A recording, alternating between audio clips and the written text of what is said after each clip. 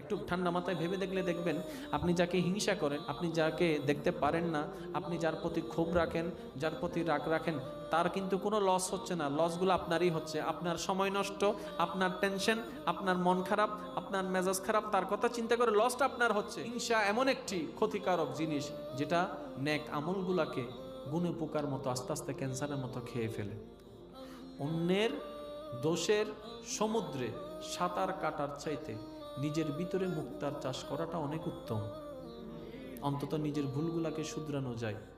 যাকে আপনি সহ্য করতে পারবেন না, যাকে আপনি দেখতে পারবেন না, তার নাম, তার বিষয়, তার চেহারা যখনই আপনার সামনে আসুক, আপনি শুধু এতটুকু বলবেন, আলহামদুলিল্লাহ, আল্লাহ তার আরো বড় করুক। শুধু এতটুকু বলবেন, আর কিছু না। তার ব্যাপারে কোনো কথা আসছে যাকে আপনি সহ্য করতে পারেন না, আপনার কানে আসছে, আপনি শুধু এতটুকু বলবেন মুস্কি হেসে, আলহামদুলিল্লাহ, আল্লাহ তার আরো বড় করুক।